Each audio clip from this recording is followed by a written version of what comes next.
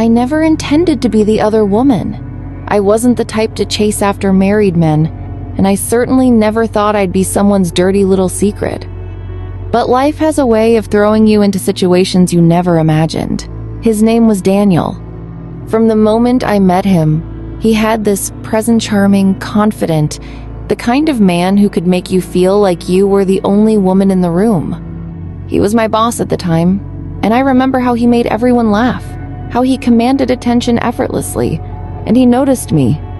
At first, it was harmless, a compliment here, a lingering glance there. Then, he started bringing me coffee every morning, leaving little notes on my desk with inside jokes. I told myself it was just friendly, that it didn't mean anything. Then the gifts started. Expensive perfume, a designer handbag, even a pair of diamond earrings. I refused at first, but Daniel insisted. "My wife never appreciates these things," he said one evening, after staying late at work just to talk to me. "I want to spoil someone who actually deserves it." I should have walked away. I knew better. But there was something intoxicating about the way he made me feel wanted, cherished, special. I fell. For a year, I was his secret.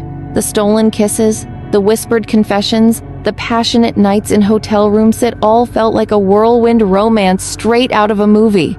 And he promised me everything. "My marriage is over," he'd tell me. "I just need time to leave her." I believed him, until she found out. One evening, my phone rang. I didn't recognize the number. "Hello?" The voice on the other end was calm. Too calm. "Do you know who this is?" My stomach twisted. "No, it's Daniel's wife." Silence. "I know everything," she said flatly. "And I just have one question. Do you really think you're the first?" I opened my mouth to speak, but nothing came out. "He told you he was leaving me, didn't he?"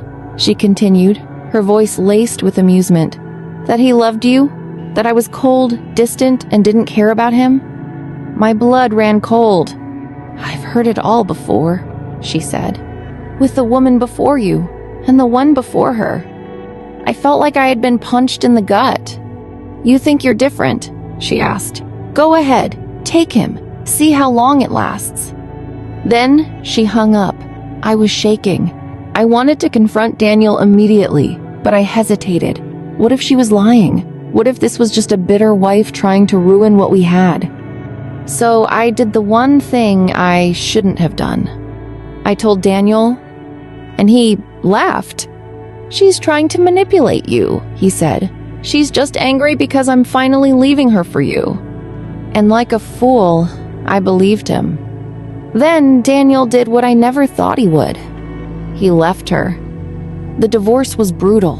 She took the house, the cars, full custody of their kids. Daniel was furious, but I didn't care. I won.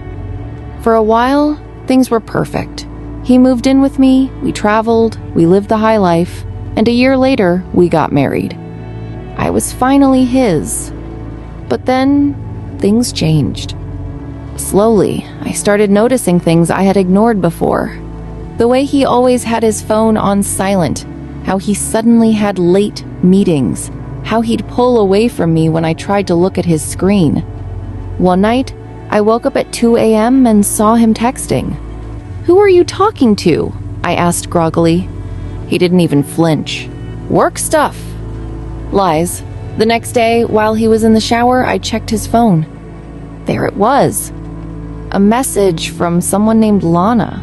"Last night was amazing. I can't wait to see you again." My heart stopped. I scrolled. There were dozens of messages, flirty texts, late-night rendezvous, even hotel receipts. I confronted him that night. "You're cheating on me," I said, my voice barely above a whisper. He sighed, running a hand through his hair. "It's not what you think," he said. "I love you, but..." "But what?" I snapped. "You loved me when you were with her too." His eyes darkened, and then he smirked. "You didn't really think you were the first, did you?" I felt my stomach drop. "You knew exactly who I was when you got involved with me," he said, crossing his arms. "So don't act so surprised now."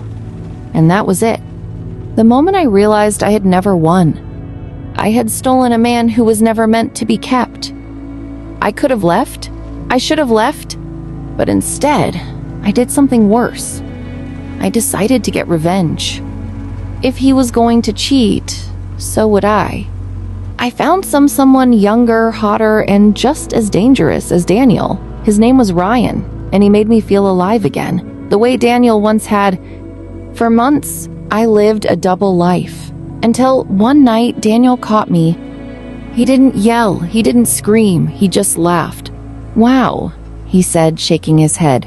"You really thought you were different." That night, we both knew it was over. The divorce was quick, and Daniel, he moved on this time to a woman 10 years younger than me.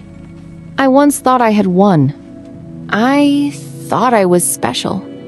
But the truth is, there are no winners in these games. Only fools who believe the lies they tell themselves. And now, I live with the consequences.